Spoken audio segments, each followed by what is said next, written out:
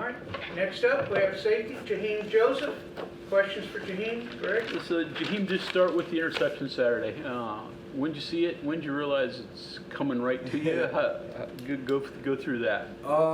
Honestly, it was a 3-by-1 set in the coverage we had called. I knew I had Ant on the backside helping me if I have any crossing routes. So I was just tracking my guy, and then I just seen the ball right there. So I was like, I got to make the play. And it just came right to me. So it was credit to Ant, my teammates. We always talk about doing our 111. Was that a coverage that you not used much? Was that something he didn't see, or he obviously didn't see you? Mm-hmm. I mean, we mix our coverages a lot this past game. One thing going into the week that we talked about is just disguising our looks, making everything look different, make it harder for them to see the coverages post snap. Do you feel like the coverage has improved? I mean, obviously there were issues early, and certainly very good this past week for the most part. Do you feel like you're getting better back there as a group? Definitely. I just think we got a lot of new guys. Practicing and playing games are two different things. So just every week we just we got more urgency in practice. That's something we emphasize. That we don't have the credibility to just be playing around in practice. We took practice very seriously. Coming out of the pit game, we had to take our urgency up, and we started to build trust with each other. We just growing as every week goes by. Was it a relief for the secondary to get an interception? I know Bradley got the first one. I mean, just kind of like, got one. Yeah, definitely. Somebody had to start it. Aiden dropped 2 of them. We was on them today about that. But just to get the first one going, we just gonna keep working to keep them going. You're one of those new guys. Talk about trying to ingrain yourself into a new group. I mean, you're a veteran of the college game, but how hard is it? How much does it take to develop that chemistry? Man, honestly, dating back when I came back to the spring, it was a smooth transition for me. All my teammates, they brought me in. It didn't even feel like I was a new guy. Honestly, they just brought me in. I felt like I was here for the past 2 years. Just a credit to my teammates, the coaches, and the culture we got here. Are you more comfortable now, though, that you've got 5 games under your belt in the system? Definitely. Like I said, practice and games are two different things. You got to get used to playing with new people. It's just a constant growth and constant strive for improvement. So what's Iowa State bring? I don't know if you've gotten too deep into the scouting. I haven't. I watched a little bit of them on the way back on the plane when I was watching Baylor. I probably started watching more than today, and I don't really have an answer for you. Obviously, they're a ranked opponent, undefeated. It's a challenge that's going to be here Saturday, and we're going to be excited for it. Expand on the part about getting to know people and getting comfortable with your teammates. I mean, we watch the teams, and rosters change so much now. Explain that process a little bit. Man, I think it honestly comes from outside of practice, outside of workouts. You just gotta even in the locker room, just building a relationship with guys. That's definitely a part of me personally that I want to grow at. Because I'm naturally a laid back person, quiet person. So when I came here, I challenged myself I got to start being more open, start talking to people, just building better relationships. Because the closer you are as a team, the better you perform. Speak up, I guess. Yeah, definitely. On the field? Definitely. That's another thing. For me, I feel like once I build a relationship with guys, that's how we'll know what buttons to click, know what buttons to push them. So it comes with confidence and growth. How tough was that for you to become a more vocal person, become less laid back, a little bit more kind of outgoing? It took a little bit of time, honestly. To the spring ball, that was I just wanted to get to know everybody, just understand who people are. But into camp, that was one thing I focused on, just being more vocal, just talking to more guys, because I built that relationship with more people. Is there any confusion when you go from one system to the other, that sometimes you do techniques you were taught in the other system that are different than the way they teach you here? Walk me through that a little bit. Man, honestly, spring ball was probably the hardest one for me, honestly, because I was in the same system for 4 years, so it's kind of like natural body movement to do the past things. But man, Shadon does a great job week in, week out, just being on top of everybody about their technique, about the fundamentals, about just doing what we're taught to do. So I just credit to him for always holding me accountable to everything. In the secondary as a group, were you guys aware and hearing kind of what has been said during the hiccups earlier this season, and was Man. that more motivation, and how do you feel now? I mean, people say we don't look into it, but me personally, like, I see it all. Like, I take it as a grain of salt, honestly, because, you know, me being a fan myself for, like, the Dolphins, you know, I'll talk a little crazy about the Dolphins sometimes too, but, you know, it's just like Coach Leslie say, you know, Coach Brown always tells us, man, it's all about the people in this building. You know, we're not worried about the outside noise. We just got to attack every day, every opportunity we get, and just prepare to go 1-0 every week. Sounds kind of simple, but can it be a little complex too? I mean, you got to make sure you get back to your spot, know where you're dropping. You're, you know, kind of on your own, maybe Yeah. doing something to hide things. Is that a little bit of a concern? That's one thing our coaches always tell us, like, don't let your disguise affect you from doing your job. So it's kind of like you got to put a little bit of work into it, but you got to understand the play call and just get to your work.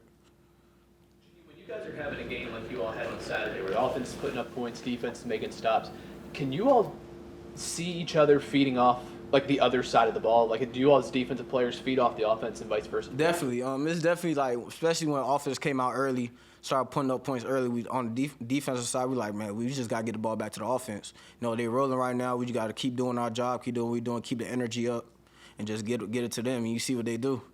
You know where you only defended 45 plays last week? Nah. That's a low number. I mean, it's a lot easier to play defense. You only get to defend 45 of them, right? Definitely, man. It's a credit to all 11 guys that's out there, everybody involved. You know, we probably had one of our best weeks of practice going into that game last week. You know, it started in practice. We got to take every opportunity we get and go 1-0. It don't matter if it's an individual rep, a group rep. You know, it doesn't matter. Every rep is important. What was so special about practice last week that made it so good for you guys? Man, we got a standard. You know, like I said, after the Pitt game, you know, we met as a group. It was like, what we're doing in practice is just not good enough. And knowing the potential of our team and showing the spurts, in practice, we got to be consistent and always keep that high standard no matter what it is.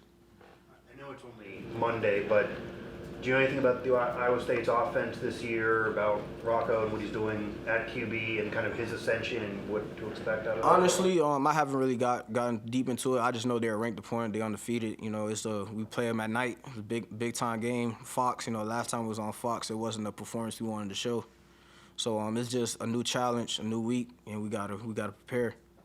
First night game for you here, but what is it about night games that gets players jacked up? It's different. It kind of reminds me, you know, high school for real. You know, Friday night lights. Everything is different at night. You know, the intensity just goes up. You know, sometimes night games it's a longer wait. It's more anticipated. Like you just waiting to play. You know, but night games is always different. I love night games.